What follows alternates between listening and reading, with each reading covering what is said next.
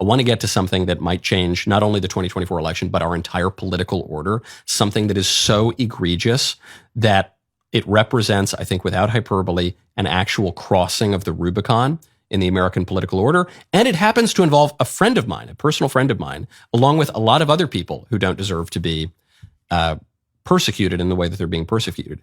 The liberals are rounding up conservative dissidents, and not just excitable Midwestern grannies who walked around the Capitol Rotunda on January 6th, the worst day in the history of this or any republic. No, they're not even just arresting the leader of the opposition. So insane. A former president. So insane. They're arresting his lawyers just for representing him, for having the temerity to provide legal representation to the then sitting president of the United States. That is for making oneself a dissident against the liberal establishment regime. These people are now being arrested, including my friend, Jenna Ellis, who is coming to us. Jenna, first of all, thanks for making the time. Know you're busy. We've been praying for you, obviously, and following this closely.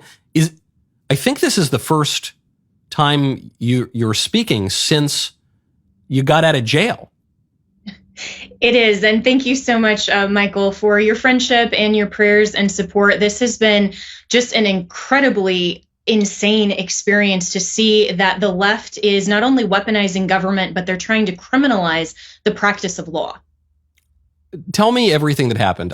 Before this is so serious that it's either like you kind of laugh or cry. I mean, it's so, not even just because it involves you, but I never imagined this would happen in the United States. We talk about political prisoners in evil regimes, Russia and communist China, North Korea. You're a political prisoner. You're out on bond. We'll talk about that too. But you're a political prisoner. As simple as that. I'm wondering which nation is going to have more political prisoners by the end of 2024. Communist China, communist North Korea, Putin's Russia, or good old US of A. The only thing I'll say to make a little light of it is our pal, Mr. Andrew Klavan, did say you have the most beautiful mugshot ever in the history of prosecutions. But they took your mugshot. It's so crazy. And this is not an America that I recognize. And you do have to keep a sense of humor through this, but also realize the gravity of this. And the reason that I smiled yesterday was because the left wants to see us miserable and crying like they are, because they have a false worldview. They hate this country. They want to tear down our institutions of government. They want to tear down the constitutionally protected right to obtain counsel. They want to tear down the practice of lawyering. And so I went in there simply determined to say, not today. And I will face this with resolve. And I will face this with the joy that I have in the Lord, in my faith, and with the great Christian history and tradition of being political prisoners of regimes. And I am overwhelmed. Actually, I never thought in my lifetime I would stand shoulder to shoulder with some of those who have gone before me. But I actually have this wonderful proof of incarceration that I was given that I'm going to frame to show that, this is something that is very serious. And so I had to surrender yesterday in Fulton County, and I was taken back. And, you see in the jail, and you see in the movies kind of when they do that walk of shame, basically, with all of the other prisoners that are behind bars in the cells together, like clamoring and catcalling. That literally happened. And so the woman who took me back, and I won't mention her name, but she was incredibly kind. I thanked her afterwards because she stuck by me the entire time that I was in that jail with, I was taken into a place that was just the general population, where there were other, mostly men that were around that were catcalling me, that were saying vile things. And she said, just look straight ahead. Don't worry. I will be right here by your side the whole time.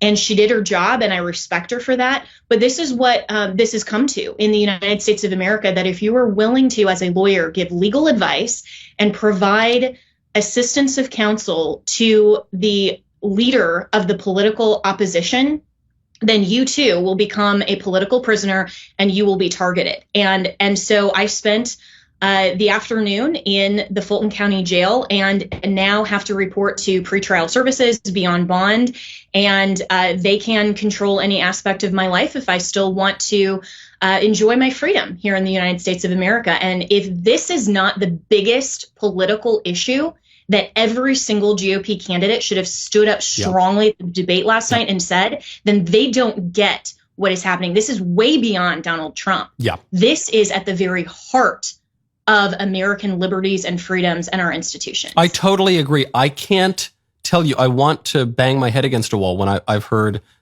GOP commentators and all the genius consulting class. They say, hey, we've got to move on. Stop talking about 2020 and January 6th. And let's just move on. I said, stop talking about it. They're rounding up the guy's lawyers. They're rounding up GOP activists who had the audacity to question the most secure election ever in the whole history of elections going back to Pericles. Give me a break. If you raise any question about that, as the liberals do every single time they lose, even if they lose by a country mile, now you could be arrested and lose your freedom. As you say, okay, you're out now. You're out on presumably a pretty high bond, and it's $100,000. $100,000. Yeah. So what is the point of this? So what is the point for the prosecution to put you into a jail with a bunch of men threatening you and catcalling you? What is the point to take your $100,000? What is the point? I guess it's just to humiliate you and intimidate you and people like you. It's to set us up as an example, to say that if you want to stand against the preferred narrative of the government, then look at what happened to anyone who is willing to stand with President Trump and simply represent him, have legal theories, and actually act as lawyers. And notice, Michael, that they're not doing this to the lawyers who tried to use a novel argument through the 14th Amendment that Marjorie Taylor Greene, a sitting congresswoman in Georgia, participated in a so-called insurrection. There were lawyers that filed a case, and she actually had to go and testify. They ultimately did not prevail, but no one is arresting them. No one is coming after their bar licenses for, trying to somehow interfere with an election or, overturn the government in terms of her seat. I mean, none of this ever applies to anyone else. And any of the leftist lawyers can have any novel argument that they want to write in the Atlantic. They can say anything that they want, as long as it goes with the regime's narrative. But if we stand up and actually say, no, we're going to fight for freedom, we are going to make sure to say that every legal vote counts and counts fairly, well, then somehow now that makes you a political prisoner, that makes you opposed to America fundamentally, and that makes you worthy of getting indicted,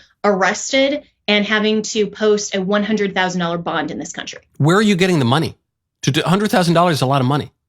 It is. And thankfully, there's a program where I only had to put up 10%, but still, I mean, $10,000 plus costs is a lot.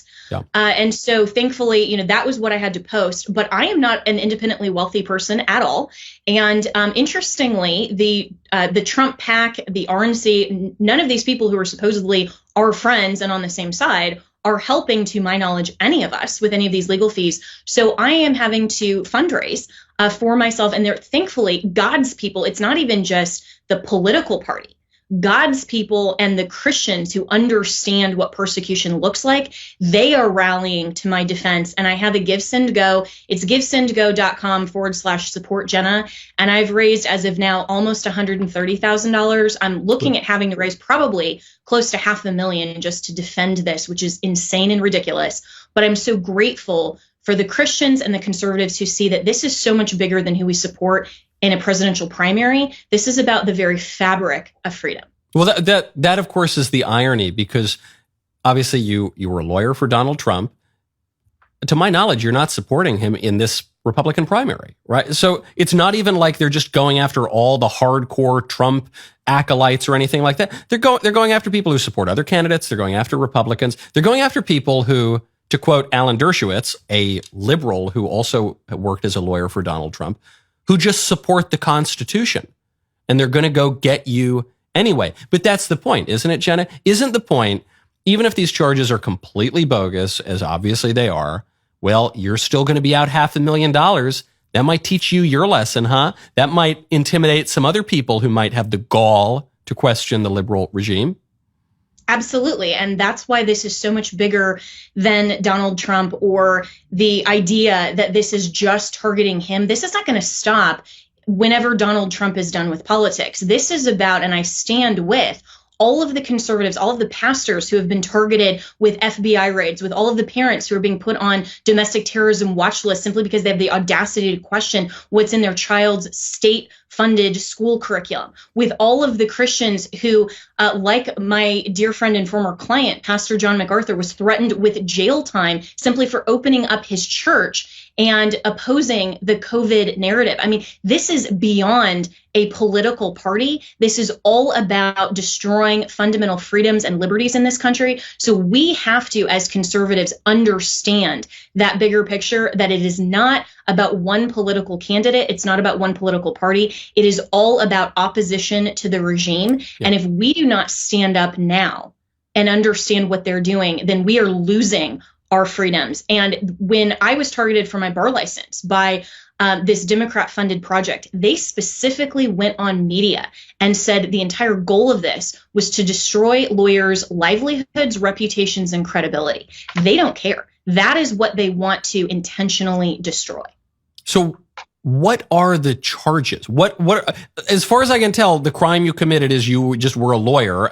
Last I checked, every client in America, not even just the mean old orange man, but even like murderers and rapists and serial killers, everyone is entitled to a legal defense, except for conservatives. So what is the charge they're trying to get you on?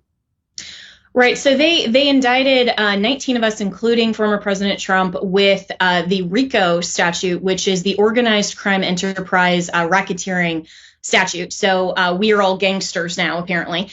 Allegedly, according to the state of Georgia. And then specifically, I only have one other count. And there's some, including President Trump, have, I think he has something like 14 or 17 counts. And all of this relates to, at least for the lawyers, simply being lawyers. And you don't see any of this against the lawyers, for example, from the Bush v. Gore case. I think it was Alan Dershowitz who said if this same standard had been employed back in the year 2000, when ultimately Al Gore did not prevail and they tried to come after his lawyers in the same fashion, he said, then I would have been hit with a RICO violation. And so this is, again, it's just showing the double standard. So they're saying that you're a mob boss, basically. This is has the RICO statute, which I didn't know it could be applied to anything other than organized crime. Has this ever been applied in the way that we're seeing it applied now to a politician's lawyers? Not to my knowledge. And you're right that the original intent of the RICO statute was to prosecute organized crime like drug rings and sex trafficking and, some of these other, obviously really violent crime that is a legitimate function of government. And so while I can't really get into the specifics of my own legal defense, and I'm very confident in my counsel, what I can say is that this is fundamentally taking and manipulating the law and trying purposefully to apply it to a scenario that lawyering clearly does not fall into. I mean, if every law firm were organized crime enterprise simply because they're representing their client on legal challenges, then we would not have a practice of law or a right to counsel. But that's exactly what they're targeting. Jenna, I'm glad that you're confident in your counsel, and I hope it's a great counsel. But the Democrats, the liberals, always accuse us of the things that they're doing, and never has this been clearer than in this RICO nonsense. The reason that I'm just a little worried for you, I'm not worried in the sense that we trust the Lord. You do your best, God will do the rest. What else can we do? Christians have danced and smiled while they were fed to the lions. But in the case of this RICO prosecution, they are behaving like the mob. They're behaving like the five families in New York and the mafia, the way that they're pushing people around and intimidating people and acting in a totally lawless way. And so I just fear if they're willing to even bring these preposterous charges, how does one have any hope that justice will prevail? Well, that's where I hope that we still have America as we once knew it, and the America that was founded on the principles of freedom and liberty and opposition to tyranny. And so if there is any truth and justice left in America, then I do believe that I will prevail because I am innocent of these charges. But you're right, Michael, we've seen throughout particularly church history and Christian history that justice in this life isn't always accomplished. But that's why my faith in my Lord and Savior Jesus Christ is why I still have joy, because it is possible that anything could happen. We're not guaranteed to prevail even in a court of law, even when we are innocent. But that's not what the Lord calls us to. He calls us to trust him, have faith in him, and fulfill the Great Commission, which is to teach the truth of the gospel of Christ throughout all the world and to stand resolute, trusting in his sovereignty. And so that's what I am determined to do through this whole experience that I could have never contemplated would happen to me, that come what may, I will trust in the Lord's sovereignty.